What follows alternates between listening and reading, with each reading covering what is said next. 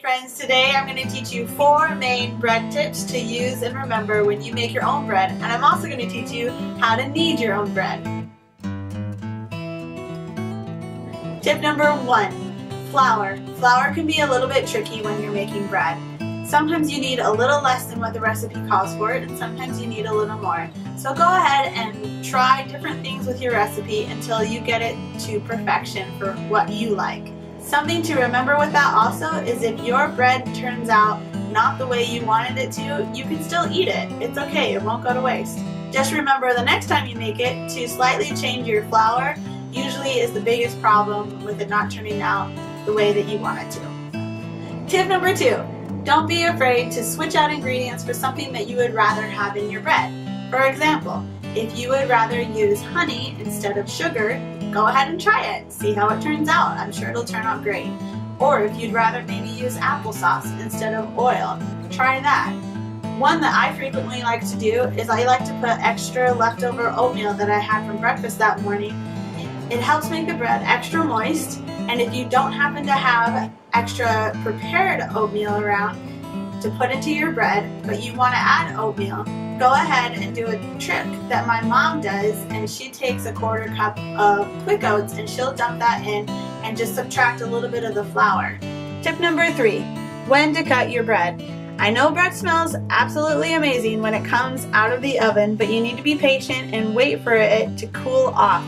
Why? Because for 2 reasons. One is it finishes baking while it sits there because it's still really hot inside, and 2, once it's cooled, it's so much easier to cut and it doesn't squish your bread down flat.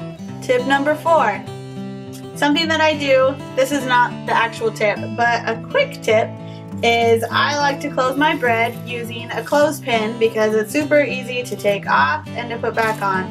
I find that twisty ties just take too much time and I don't really like them. So use a clothespin. When cutting your bread, you'll want to use a long serrated knife, and you want to pick where you're going to go and then hold on to the bread with the other hand and just go straight down and go back and forth really fast like this, and you'll get a great cut. So all you want to do is pick your spot, go super fast back and forth, and go straight down, and you'll be able to cut your bread with ease. Now I'm going to show you how to knead dough. Before you knead dough, you're going to want to remove any rings that you have on and pull back your hair. You're going to mix it in the bowl until it starts to form a soft dough.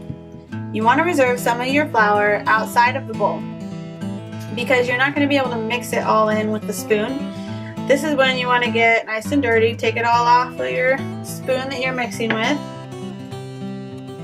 You're going to want to put some flour down onto the countertop. Okay, with your dough here, you're going to do a scoop and push motion over and over and over again. You're going to scoop up the side and then push down with your hands. Scoop up and push, and then you want to rotate it a little bit. Scoop up, push, rotate. Scoop up, push, rotate.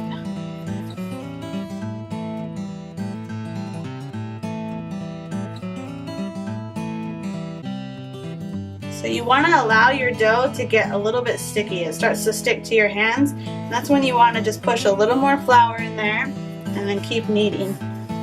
You don't want to add too much flour at one time, because if you add too much flour, you can't take that flour back. Okay, so when you think you're done kneading, a good way to check to figure out if you're done is if when you push down on your bread and it starts to push back up a little bit. Also, you want your bread to be slightly sticky. You don't want it to be so dry that when it bakes, it just is so crumbly.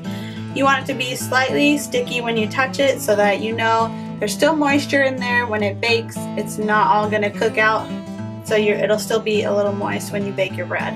Okay, those are your 4 tips on how to knead your own bread.